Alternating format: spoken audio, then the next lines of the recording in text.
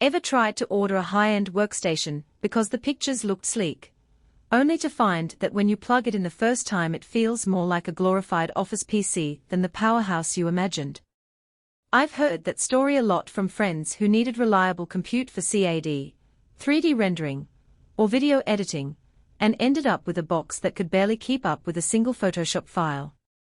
That hesitation is real, and it's why I'm digging into the HP Z2 G1i Tower today, so you can avoid the same disappointment. Link is in the description if you want to check the product details on Amazon. First off, let's talk about what the Z2 G1i is trying to be.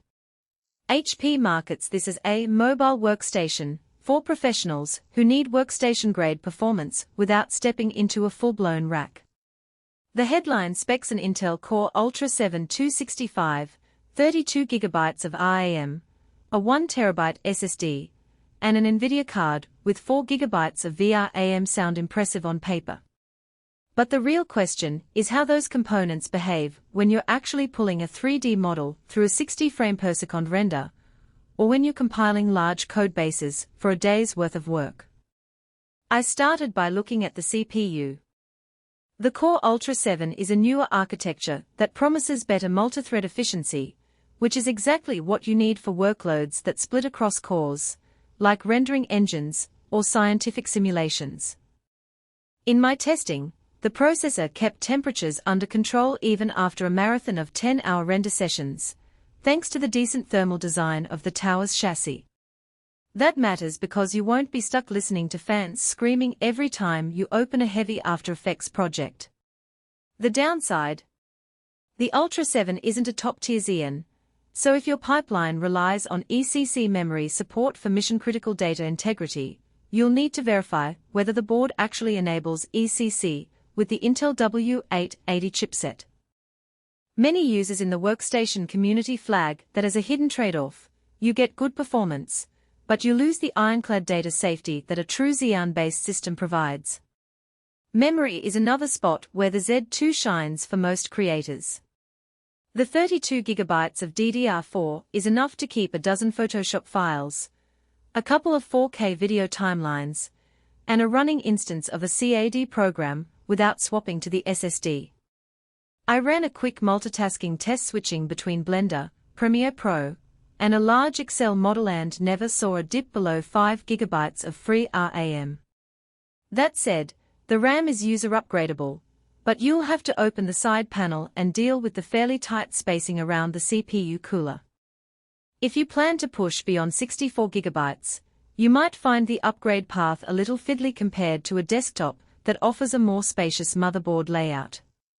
Storage is where the Z2 makes a solid argument for value.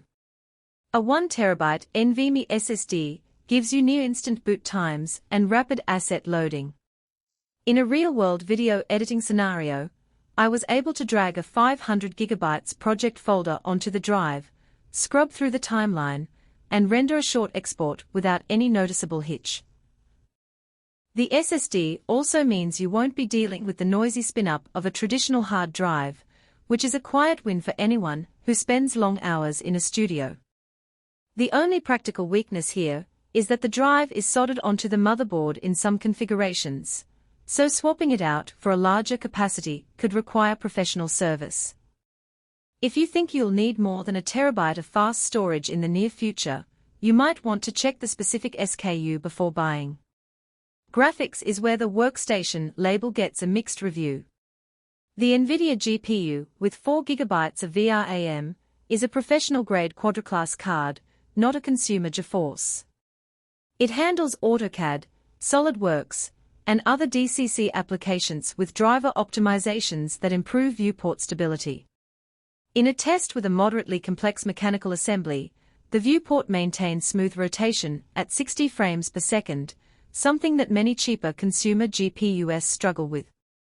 However, if your workflow leans heavily on GPU-accelerated rendering in Blender's Cycles engine, or real-time ray tracing in Unreal Engine, the 4GB VRAM will start to feel cramped. You'll see longer render times compared to a dedicated RTX 3080, for example. So the strength is clear for CAD-centric work, The weakness appears when you need raw rasterization power for high-resolution gaming or heavy GPU-rendered video. Connectivity is often overlooked, but the Z2 includes a built-in Ethernet port, which is a blessing for studios that rely on wired networks for large file transfers. The Ethernet link stayed stable during a 10 GB file copy between two NAS devices, whereas I've seen cheaper workstations drop packets under similar loads. On the flip side, the machine only offers a handful of USB-A ports and a single USB-C that doubles as a power delivery input. If you need to hook up multiple external drives, a USB hub becomes a necessity. The lack of built-in Thunderbolt 4 also limits you if you're planning to daisy-chain high-speed storage or external GPUs. Now, who should actually consider buying this HP Z2 G1i? If you're a freelance architect, a small studio designer, or an engineer who spends most of the day in CAD, BIM, or data analysis software, this